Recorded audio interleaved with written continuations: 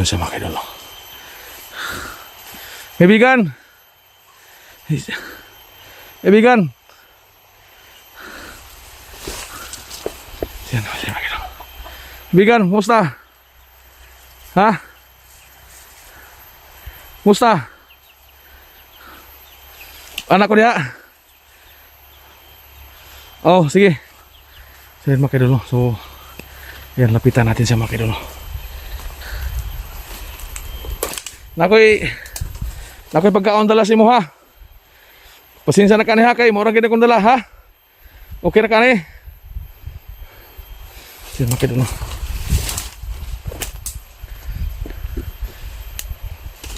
Pasensya na sa kang pagkaon ako ha kay mo ra gid akong dala ha. Mudol ko diha. Mudol ko diha. Mudol ko.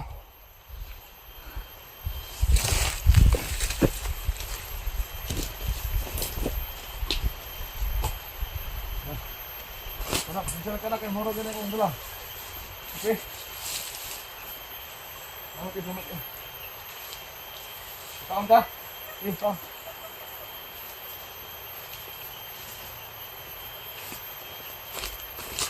Sige, makidalo. Kumakain. Kaon sa kaon.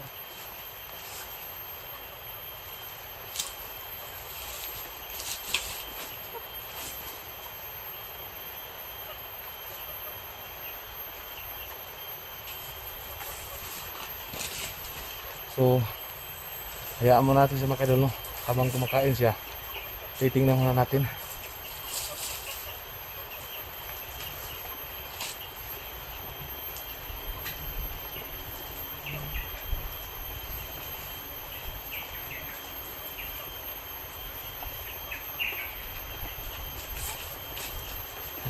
Parang gutom na talaga yan.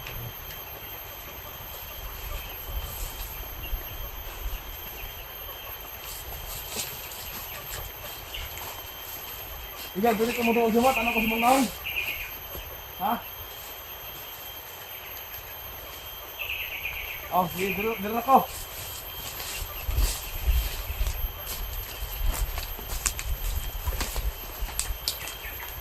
So gaya pa ng dati mga kaidol, so hindi pa siya habang tanggal yung maskara niya, tumanggi pa rin siya nang makita natin yung mukha niya mga kaidol, pero huwag na natin pilitin mga kaidol, baka magalit siya sa atin. So hayaan muna natin siya mga kaidol.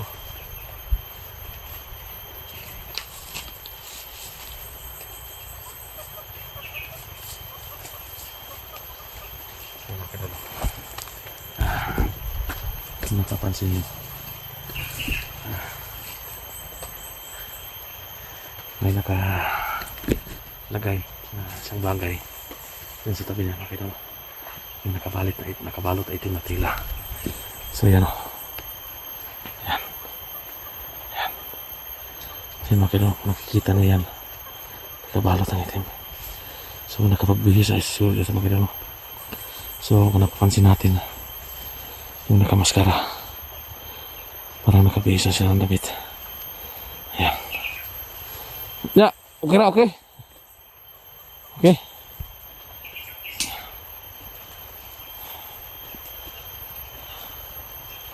Yan.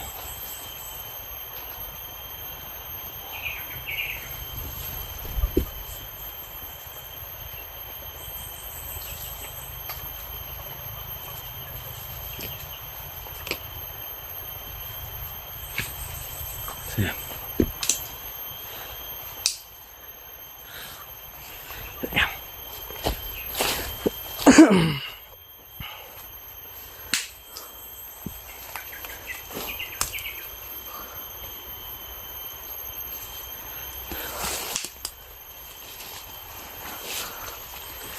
Tingnan muna natin sa makina.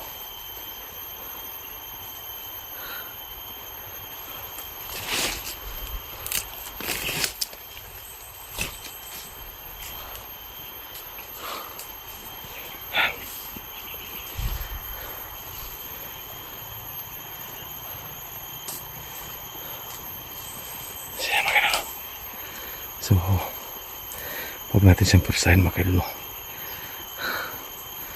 So, kung ano yung gusto niya, so sundan lang natin kasi huwag natin siyang supakon kasi Kausap ko naman siya mga idol.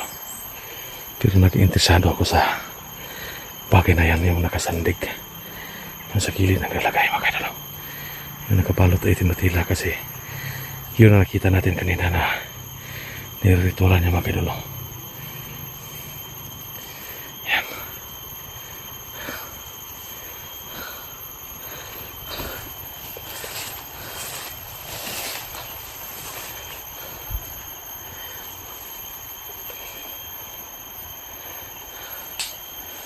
Mana ko dia? Sen. Tinatawag din tayo mga idol. Dool ko dia, dool ko dia. Oh. So, napo ko'y toyo sa imo ba? Nako hangyo. Oh. Ah, sige, dool ko. Pinapalapit niya tayo mga idol. Ya. Susundin natin yung gusto niya. Kasi pinapalapit niya tayo.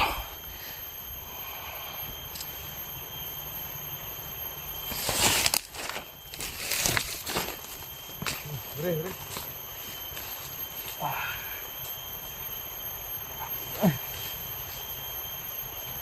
Wala na akong sinuha ka ba? Masugot ka. Bala mo kung makadungog ka no? Hindi lang ka istorya. Kadungog ka, di lang ka istorya. So, kung hangi ko sinuha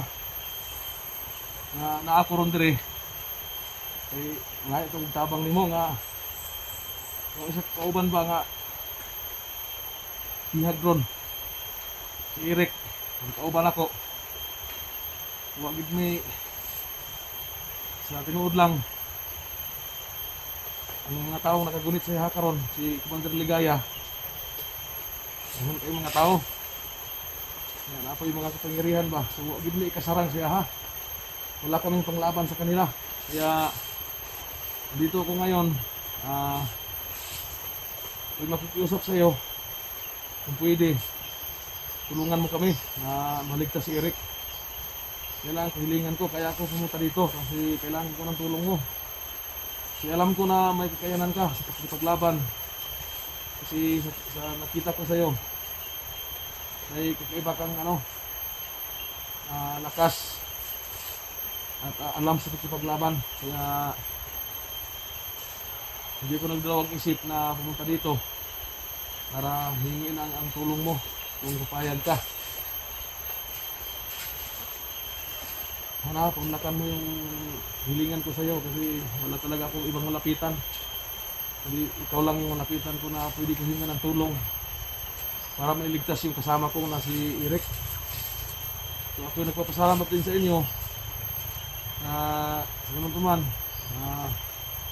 tungkol kay Bert yung dalawa ka ni Bert iniwan ko sa bilang bundok kasi gusto ko sana ilagay siya sa sa mga pulis pero nakiusap siya kaya alaman namin na si Eric yung bayaw niya ay ngayon bihag ng mga bandido kaya dito ngayon sa iyo harapan para humingi ng tulong kung papayag ka.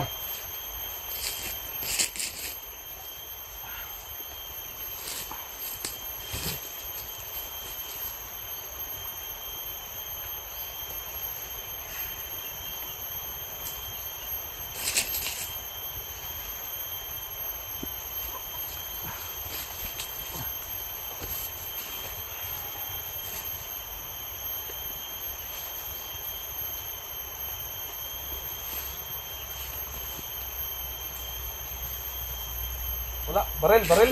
Wala ako baril, wala. Kaya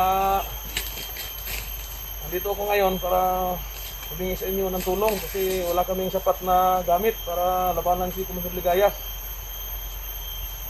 Kaya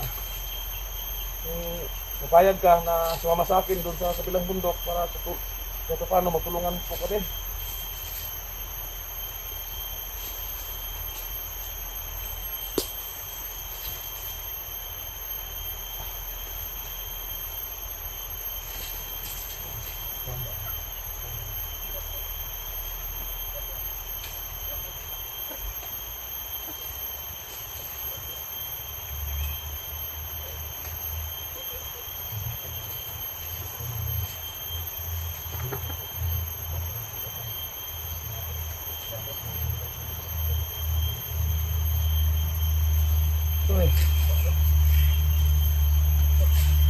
yata sa kuha.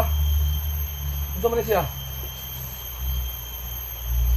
Ang patay.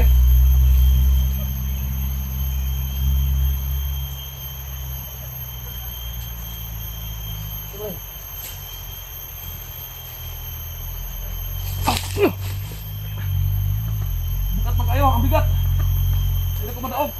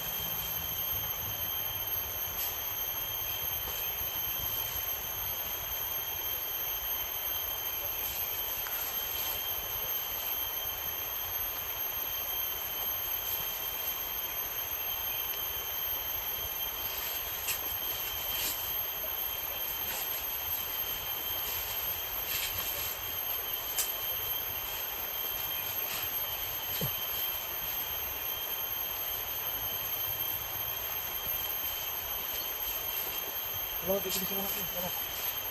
Salamat, kaibigan, salamat. Salamat, kaibigan. Amen. Pagpatay sa mga bandido.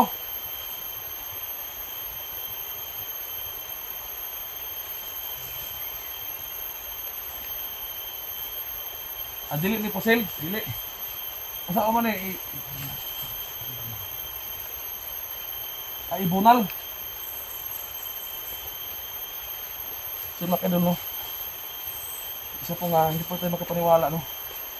Kasi kanina, nabigay na sa atin. Halos hindi ko makidol no kasi napakabigat. Pero ngayon, hindi tayo makapaniwala. Ginamitan tayo na kanyang orasyon. So, hindi tayo makapaniwala makidol no. Kaya na natin buhatin parang normal lang. So sabi niya, ako na mag-explain. Hindi daw ito barrel mga kaidol, no? Hindi isang pamalo mga kaidol. Siguro mga kaidol, no? Nagtaglay itong lakas mga kaidol kasi kanina halos hindi po natin nabuhat kasi napakabigat.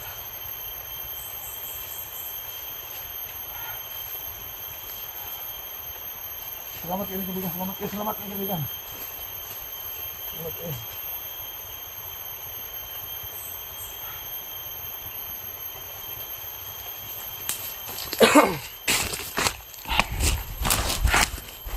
Kasi mga kaidol, no? So kanina hindi tayo magkapaniwala.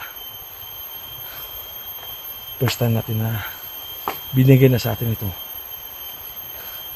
Hindi po natin nabuhat mga kaidol kasi naramdaman ko napakabigat talaga mga kaidol, pero may ginawa sa mga kaidol, no? Niritualan niya mga kaidol, tapos ginawakan ng ulo natin, tapos binigay niya ulit. Hindi tayo makapaniwala. Hindi ito pa rin mga kaidol, no? Ano ang klase ito mga kaidol, no? Sana makatulong sa atin ito mga kaidol.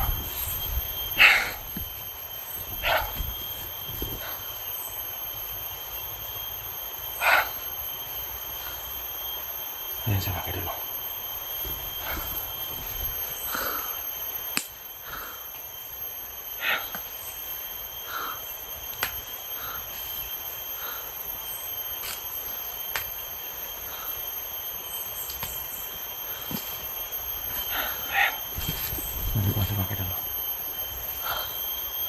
So yaman natin siya makilala kasi alam na niya kung ano yung pakay natin dito. Sana sumama siya sa atin mga kaidol.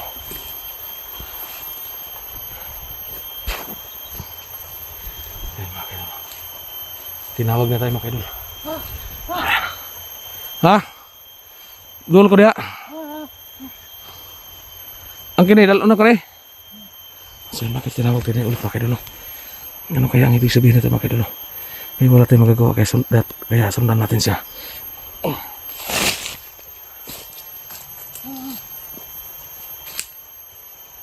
Dire. Butang na ko ni diha.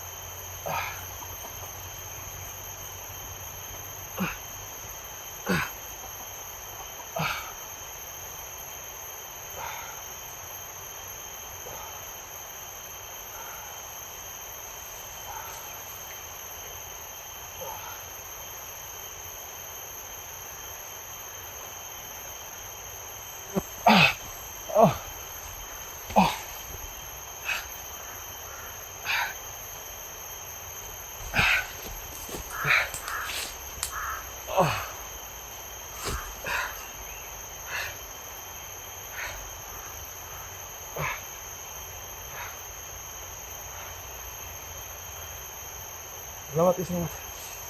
Selamat, selamat.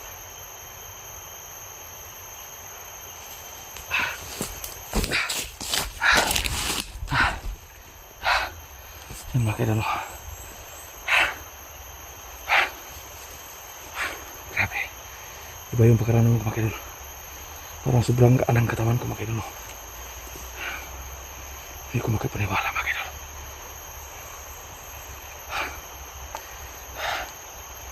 Sana ito na yung susi para sa katimikan namin mga hunters. Papigilan yung mga masama mga kaidol. Kasi mga kaidol, kakaiba yung naramdaman ko dito. Parang napakagaan yung pakiramdam ko. Para akong lumulutang sa ere mga kaidol.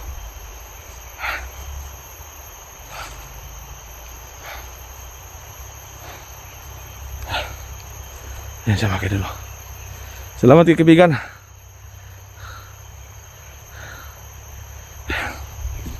Yan mga kaidol. Maraming salamat.